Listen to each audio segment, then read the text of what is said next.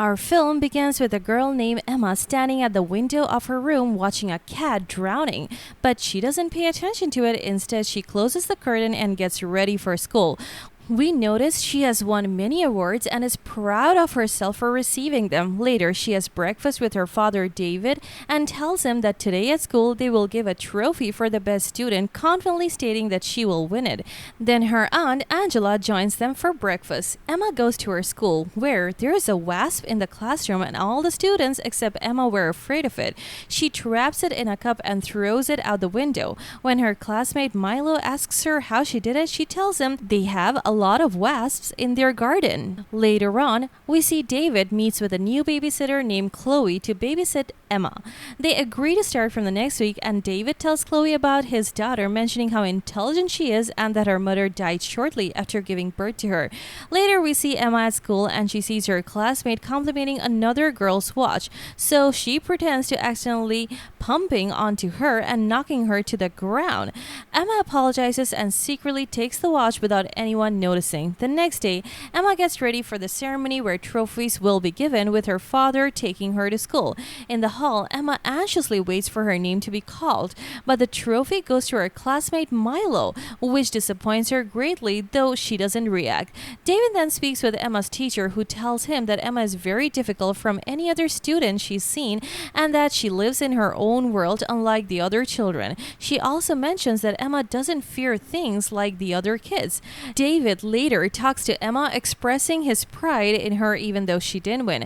Emma insists that the prize was supposed to be hers and that Milo didn't deserve it. After a while, Emma takes Milo, asks him to go with her pretending they're going to play, but she takes him to a cliff and pushes him into the sea, then returns to the ceremony as if nothing happened, telling David she wants to leave. When Milo's mother asks her about him, Emma says she hasn't seen him. Suddenly, the children start screaming for someone to save Milo. People rush to rescue him from the sea, but he's already dead. The next day, David talks to Emma, who tells him that she's fine and not feeling any sadness.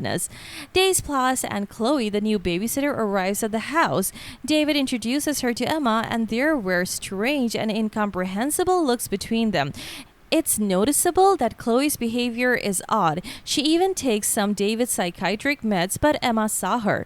Later, Chloe sits down to watch a movie with Emma, and Emma tells her that she saw her taking the pills from her father's room, but won't tell him in exchange for staying up a bit longer and getting ice cream. Chloe gets tense and surprised by Emma's cold behavior and gets up to get her the ice cream. David and Emma attend Milo's funeral, where everyone is sad except Emma. She pretends to cry so that nobody would suspect her. Milo's mother tells them that the necklace he received at the ceremony is missing. Back home, David notices Emma's strange behavior and realizes her mourning at the funeral was fake because she ate normally afterwards as if nothing happened. When he looks at pictures from the ceremony, he notices Emma was angry and focused on Milo's necklace. The next day, Emma's teacher at school visits her house and talks to her father, David. She tells him that Milo's necklace is missing, and she says that Emma was the last person to see Milo because 3 people saw her near the place where it was lost. At that moment, Emma overhears what they're saying with Chloe. So Emma goes over and pretends to fall down to end the discussion.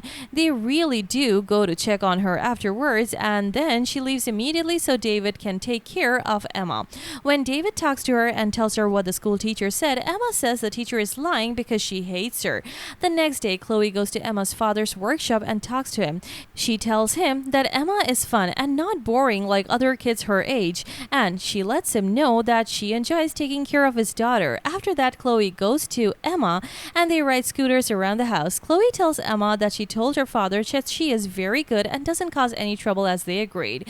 Then they see the teacher coming to their house, so Chloe tells Emma that the police will question her soon, so she must confess about Milo.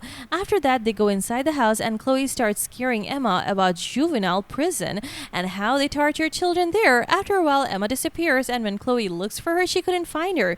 Later, the teacher leaves their house. Emma removed the wasp's nest from their ground and put it in the teacher's car, and as she drives away and takes the road, the wasps started getting out one by one, causing chaos in the car by frightening the teacher, who ended up having an accident that caused her death. At that moment, Emma appears in her room and her father enters. She quickly grabs Milo's necklace and hides it behind her back, but her father notices she's hiding something. Chloe then enters and informs him that she found it under Emma's bed.